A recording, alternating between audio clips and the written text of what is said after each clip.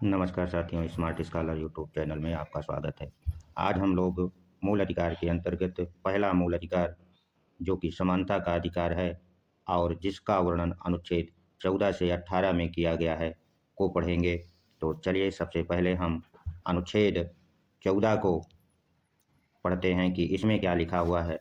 तो अनुच्छेद 14 राज्य को किसे राज्य को भारत के राज्य क्षेत्र के अंतर्गत किसी भी व्यक्ति को विधि के समक्ष समता या विधियों के समान संरक्षण से वंचित नहीं करेगा का उल्लेख है। अब यहाँ पर उल्लेखित विधि के समक्ष जो समता शब्द है इसका क्या आशय है, इसको आप लोग समझिए।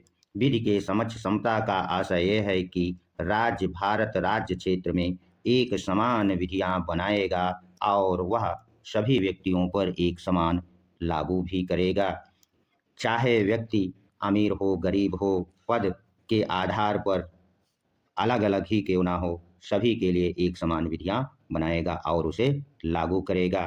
विधि के समक्ष जो समता शब्द है यह इसे हमारे भारतीय संविधान निर्माताओं ने ब्रिटिश संविधान से लिया है। किस संविधान से लिया है? ब्रिटिश संविधान से लिया है, और जो कि डायसी के रूल ऑफ लॉ के समान है। किसके समान है? रूल ऑफ लॉ के समान है। यहाँ से भी प्रश्न कई बार परीक्षाओं में पूछा गया है कि विधि के समक्ष जो समता शब्द है किस देश से हमने लिया है और किसके समान है। तो आप लोग इसका उत्तर जान चुके हैं। अब विधियों के समान संरक्षण का क्या अभिप्राय है और कहाँ से लिया गया है, इसको समझते हैं। तो विधियों के समान संरक्षण का अभिप्राय है राज्य भारत राज्य क्षेत्र में सभी व्यक्तियों के लिए एक समान विधियों से प्रोटेक्शन देगा और विधियों के समान संरक्षण को हमारे संविधान निर्माताओं ने अमेरिकी संविधान से लिया है। अब हम थोड़ा सा आगे इस बात का भी उल्लेख कर देते हैं कि अनुच्छेद 14 से संबंधित एक वाद सर्वोच्च न्यायालय में 1980 में जाता है, मिनर्वा मिल्स बनाम भारत संघ। इस वाद में सर्वोच्च न्यायालय क्या कहता है, यहाँ से भी प्रश्न पूछा जाता है। तो अनुच्छेद 14 में सर्वोच्च न्यायालय ने ये अपने निर्णय में कहा कि राज्य वर्ग विभेद नहीं कर सकता, किंतु लोगों की भिन्न परिस्थितियों के आधार पर वह वर्गीकरण कर सकता है, अर्थात क्लासिफिकेशन। जैसे कराधान के आधार पर यानी टैक्स लगाने में वह क्लासिफिकेशन कर सकता है, अमीर से ज़्यादा टैक्स ले सकता है, गरीब से कम टैक्स ले सकता है। शिक्षा के आधार पर भी वह वर्गीकरण कर सकता है। व्यक्तियों की प्रकृति के आधार पर जैसे स्त्री और पुरुष के आधार पर विभेद कर सकता है। लोगों की भौगोलिक स्थिति के आधार पर भी विभेद कर सकता है। ऐतिहासिक आधार पर विभेद कर सकता है वर्गीकरण के। और जब ऐसा राज्य करेगा तो अनुच्छेद 14 में जो समानता का अधिकार दिया गया है, विधि के समक्ष समता और विधियों का समान संरक्षण का उल्लंघन नहीं माना जाएगा।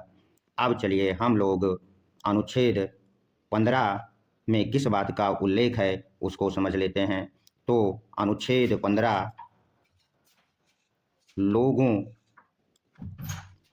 से राज्य भेदभाव नहीं कर सकता है, इस बात का उल्लेख है। अर्थात अनुच्छेद 15 भेदभाव के विरुद्ध भारतीय नागरिकों को अधिकार प्रदान करता है। अनुच्छेद 15 कहता है कि राज्य नागरिकों से धर्म, मूल, वंश, जाति, लिंग, जन्म के आधार पर अर्थात 5 आधारों पर या इनमें से किसी एक आधार पर भेदभाव नहीं कर सकता है। अनुच्छेद 15(2) में इस बात का उल्लेख है कि राज्य निधि द्वारा पोषित या साधारण जनता के लिए खुले हुए सार्वजनिक स्थानों पर अनुच्छेद 15(1) में वर्णित 5 आधारों पर भेदभाव नहीं किया जा सकता है। वो कौन से स्थान है? जैसे सड़क हो गया, स्टेशन हो गया, होटल हो गई, दुकान हो गई आदि सार्वजनिक स्थानों पर धर्म, जाति, लिंग, मूल, वंश व जन्म के आधार पर विभेद नहीं किया जा सकता है, यह अनुच्छेद 15(2) कहता है। अब हम लोग 15(3) में किस बात का उल्लेख है? अनुच्छेद 15(3), अनुच्छेद 15(1) और 15(2) का अपवाद है। 15(3) में राज्य को इस बात का अधिकार मिला हुआ है कि राज्य स्त्रियों और बच्चों के लिए विशेष प्रावधान कर सकता है। अगर वह ऐसा करता है तो भेदभाव नहीं माना जाएगा और इसी आधार पर महिलाओं को जैसे प्रसूता अवकाश दिया जाता है और बच्चों के लिए विशेष सुविधाएं राज्य प्रदान कर सकता है, जैसे मध्याह्न भोजन हुआ आदि व्यवस्थाएं। अनुच्छेद 15(3) के तहत राज्य भेदभाव यदि करता है तो अनुच्छेद 15 का उल्लंघन नहीं माना जाएगा। अनुच्छेद 15(4) में किस बात का उल्लेख है? इसको चलिए हम लोग पढ़ लेते हैं कि अनुच्छेद 15(4) में क्या लिखा हुआ है। तो अनुच्छेद 15(4) में इस बात का उल्लेख है कि राज्य सामाजिक और किस आधार पर? सामाजिक और शैक्षिक दृष्टि से पिछड़े वर्गों या SC/ST वर्गों के लोगों के लिए विशेष प्रावधान कर सकता है। अगर ऐसा करता है तो भेदभाव जो अनुच्छेद 15 में उल्लिखित है का उल्लंघन नहीं समझा जाएगा। और अनुच्छेद 15(4) हमारे मूल संविधान में नहीं था, इसे प्रथम संशोधन 1951 द्वारा जोड़ा गया है और इसी आधार पर SC/ST को आरक्षण भी मिला हुआ है। चलिए अब हम लोग 15(5) में किस बात का उल्लेख है उसको भी समझ लेते हैं कि अनुच्छेद 15(5) में किस बात का उल्लेख है। तो अनुच्छेद 15(5) में इस बात का उल्लेख है कि राज्य उच्च शिक्षण संस्थाओं में उच्च शिक्षण संस्थाओं में SC/ST के लिए आरक्षण का प्रावधान कर सकता है और इसी अनुच्छेद के तहत संसद ने 93वां संविधान संशोधन करके, जो कि 2005 में किया था, SC/ST और SC वर्ग के लिए उच्च शिक्षण संस्थाओं में आरक्षण का प्रावधान कर दिया है। अब हम अनुच्छेद 15(6) में किस बात का उल्लेख है उसको भी समझ लेते हैं कि अनुच्छेद 15(6) क्या कहता है। तो अनुच्छेद 15(6) में EWS यानी कि आर्थिक रूप से समान वर्ग के कमजोर व्यक्तियों के लिए आरक्षण का जो प्रावधान 10% आरक्षण दिया गया है वो अनुच्छेद 15(6) के तहत दिया गया है और इस अनुच्छेद को 193 संविधान संशोधन 2019 में जोड़ा गया है। अब ये था अनुच्छेद 15 से संबंधित विभिन्न उपखंड और विभिन्न उपखंडों में क्या कहा गया है आप लोगों ने उसको विस्तृत रूप से पढ़ लिया है। अब हम लोग अनुच्छेद 16 में किस बात का उल्लेख है उसको पढ़ने वाले हैं, जो कि आपकी परीक्षा के दृष्टि से बहुत ही महत्वपूर्ण होने वाला है। अनुच्छेद 16 लोक नियोजन में अवसर की समानता का उल्लेख है। यहाँ पर ये जो मूल अधिकार दिया गया है वह केवल नागरिकों के लिए है।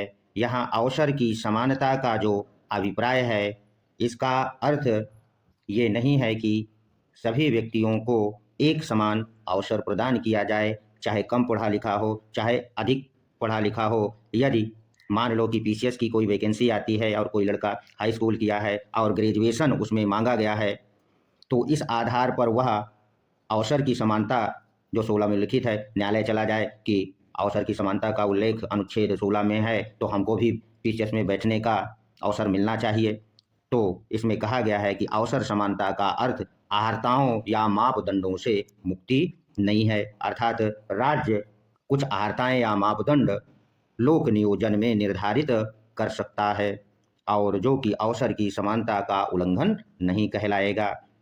अब अनुच्छेद 1 जो 16(1) का है वो क्या कहता है? अनुच्छेद 16(1) में राज्य के अधीन किसी पद पर नियोजन या नियुक्ति के संदर्भ में सभी नागरिकों को समान अवसर प्राप्त होगा। यानी अर्हताएं और मापदंड पूरा करते हैं तो सभी नागरिकों को एक समान अवसर मिलेगा, किंतु पदोन्नति और ग्रेजुटी, वेतन, अवकाश, पेंशन आदि में अनुच्छेद 16(1) लागू नहीं होगा। अब अनुच्छेद 16(2) में किस बात का उल्लेख है उसको भी समझिए। अनुच्छेद 16(2) में ये कहा गया कि राज्य किसी नागरिक को राज्य के अधीन नियोजन अथवा पद के संदर्भ में धर्म, मूल वंश, जाति, लिंग, जन्म स्थान, वंश क्रम या उद्भव तथा निवास के आधार पर वंचित या अपात्र नहीं कर सकता है। यानी कोई व्यक्ति राज्य में यदि कोई सरकारी नियोजन के तहत कोई पद या वैकेंसी निकलती है तो धर्म के आधार पर, मूल वंश के आधार पर, जाति के आधार पर, लिंग, जन्म स्थान, वंश क्रम तथा निवास के आधार पर किसी नागरिक को अपात्र घोषित नहीं किया जा सकता है। जैसा कि अभी बिहार ने जो प्राथमिक टीजीटी, पीजीटी की वैकेंसी निकाली थी उसमें पहले निवास को के आधार पर अन्य प्रांतों के लोगों के लिए वंचित कर दिया था, किंतु बाद में उसने अपने विज्ञापन में संशोधन कर दिया। यदि वो ऐसा ना करता तो निश्चित तौर पर यह हमारे मौलिक अधिकार का उल्लंघन होता और निवास के आधार पर वो हमें अपात्र घोषित नहीं कर सकता था। चलिए अब हम लोग अनुच्छेद 16(3) में किस बात का उल्लेख है उसको समझ लेते हैं कि अनुच्छेद 16(3) में क्या लिखा हुआ है उसको समझते हैं। तो अनुच्छेद जो 16(3) कहता है, अनुच्छेद 16(3) में किस बात का उल्लेख है उसको चलिए जान लेते हैं। 16(3) के तहत संसद विधि या कानून बनाकर लोक नियोजन के विषय में किसी राज्य या संघ राज्य क्षेत्र में निवास की शर्त लागू कर सकता है। जैसे मणिपुर, त्रिपुरा, मिजोरम और हिमाचल प्रदेश में संसद ने कानून बना करके यह अधिकार दिया है और इन 4 राज्यों में निवास के आधार पर लोक नियोजन में आप अन्य प्रांत के लोगों को अपात्र घोषित करने का अधिकार है। तो अनुच्छेद 16(3) बहुत महत्वपूर्ण हो जाता है। इसे आप लोग अपने नोट्स बुक में जरूर नोट कर लीजिएगा कि वो कौन कौन से भारत के राज्य हैं जो निवास के आधार पर अन्य प्रांतों के लोगों को अपात्र घोषित कर सकते हैं। तो कौन कौन से हो गए? मणिपुर, त्रिपुरा, मिजोरम और हिमाचल प्रदेश 4 राज्य हैं। अब चलिए हम लोग 16(4) में किस बात का उल्लेख है उसको देख लेते हैं। तो 16(4) में ओबीसी अन्य पिछड़ा वर्ग के व्यक्तियों के लिए सरकारी सेवाओं में यदि उनका पर्याप्त प्रतिनिधित्व नहीं है तो नियुक्ति और पदों में आरक्षण का प्रावधान कर सकती है और ओबीसी को जो आरक्षण मिला है इसी अनुच्छेद के तहत सामाजिक व शैक्षणिक पिछड़ेपन के आधार पर अन्य पिछड़ा वर्ग को 27% आरक्षण बीपी सिंह सरकार में दिया गया है। अब यहाँ से भी प्रश्न आपसे पूछ सकता है कि अन्य पिछड़ा वर्ग के लिए आरक्षण का प्रावधान किस अनुच्छेद के तहत किया गया? तो अनुच्छेद 16(4) के तहत। अब अनुच्छेद 16(4)(a) भी एक अनुच्छेद है जिसे बाद में जोड़ा गया। कब जोड़ा गया? इसे 99वें संविधान संशोधन 1995 में जोड़ा गया और इसमें एससी, एसटी व अनुसूचित जाति के नागरिकों को पदोन्नति में आरक्षण का प्रावधान किया गया है और इसे 1995 में अनुच्छेद 16(4)(a) के तहत मूल अधिकार में स्थान दे दिया गया। और एक अनुच्छेद 16(4)(b) भी है, उसको भी आप लोग जान लीजिए। 16(4)(b) भी 81वें संविधान संशोधन द्वारा जोड़ा गया। वो क्या है? 2001 में जोड़ा गया कि आरक्षित वर्ग के किसी वर्ष में यदि कोई स्थान भरने से रिक्त रह जाता है तो अगले वर्ष की रिक्तियों में इसे जोड़ दिया जाएगा। इसे कैरी फॉरवर्ड रूल कहा जाता है। और यदि वैकेंसियां अगले वर्ष अधिक हो जाती हैं किसी आरक्षित वर्ग की, तो वह आरक्षण की सीमा का उल्लंघन नहीं माना जाएगा। अब हम लोग अनुच्छेद 16(5) को भी पढ़ लें कि अनुच्छेद 16(5) में किस बात का उल्लेख है। 16(5) में ये कहा गया है कि राज्य धार्मिक संस्था या धार्मिक संप्रदाय जो किसी विशिष्ट धर्म या संप्रदाय के लोगों की नियुक्ति कर सकता है। किसी धार्मिक संस्था में या धार्मिक संप्रदाय में राज्य के अधीन अगर वो है तो उसमें विशिष्ट धर्म या संप्रदाय के लोगों को नियुक्ति कर सकता है। और अनुच्छेद 16 में नियोजन में अवसर की समानता का उल्लंघन नहीं कहलाएगा। जैसे सेना के अंतर्गत जो पुजारी रखे जाते हैं वह किसी विशिष्ट धर्म, जैसे मंदिर में जो पुजारी रखा जाएगा वह यदि हिंदुओं के लिए आरक्षित कर दे तो अवसर की समानता, या किसी विशेष जाति के लिए अगर वह निर्धारित कर देता है तो यह 16 का उल्लंघन नहीं कहलाएगा। तो ये था 16(5). अब अनुच्छेद 16(6) में किस बात का उल्लेख है? तो 16(6) में इस बात का उल्लेख है कि राज्य आर्थिक दृष्टि से जो कमजोर वर्ग हैं उन्हें सरकारी सेवाओं में 10% का आरक्षण दे सकती है। और इसी 16(6) के तहत संसद ने 103वें संविधान संशोधन 2019 में EWS के लिए सरकारी सेवाओं में 10% के आरक्षण का प्रावधान किया है। अब हम लोग अनुच्छेद 17 को भी पढ़ लें। अनुच्छेद 17 में इस बात का उल्लेख है कि अस्पृश्यता का अंत किया जाता है और इसका किसी भी रूप में आचरण निषिद्ध किया जाता है। यदि कोई ऐसा करेगा तो उसे कानून बनाकर दंड दिया जा सकता है और उसे अपराधी घोषित किया जा सकता है। 30 जनवरी 1990 को SC/ST अत्याचार अधिनियम 89 अस्तित्व में आया था जो कि छुआछूत से संबंधित था। इसी संदर्भ में बाल गंगाधर तिलक का स्टेटमेंट बहुत महत्वपूर्ण है। उन्होंने कहा था कि यदि कोई व्यक्ति यदि ईश्वर भी छुआछूत को मानता है तो मैं ईश्वर को भी त्याग दूंगा, ऐसा बाल गंगाधर तिलक मानते थे। चलिए अब हम लोग जो समानता का अधिकार है आखिरी अनुच्छेद 18 को पढ़ते हैं कि 18 अनुच्छेद में क्या लिखा है। तो अनुच्छेद 18 उपाधियों के अंत की बात करता है और यानी कि अब भारत में कोई भी व्यक्ति उपाधि प्रदान नहीं करेगा या उपाधि धारण नहीं कर सकता है। अनुच्छेद 1 में इस बात का उल्लेख है कि राज्य शिक्षा या सेना संबंधी उपाधि के अतिरिक्त कोई भी उपाधि किसी भी व्यक्ति को प्रदान नहीं करेगा। अर्थात अनुच्छेद 1 राज्य को शिक्षा व सेना संबंधी उपाधि के अलावा किसी अन्य प्रकार की उपाधि देने से निषेध या प्रतिबंध लगाता है। किंतु इस अनुच्छेद 1 के संदर्भ में एक वाद सुप्रीम कोर्ट जाता है। वह वाद है राघवन बनाम भारत संघ 1996 में उच्चतम न्यायालय ने अपने निर्णय में कहा कि भारत रत्न पद्मश्री जो उपाधि प्रदान की जाती है ये उपाधि नहीं है बल्कि एक अवार्ड है, इसलिए राज्य ऐसा कर सकता है। और जो अनुच्छेद 18 में उपाधियों के अंत की बात कही गई है उसे उल्लंघन नहीं माना जाएगा।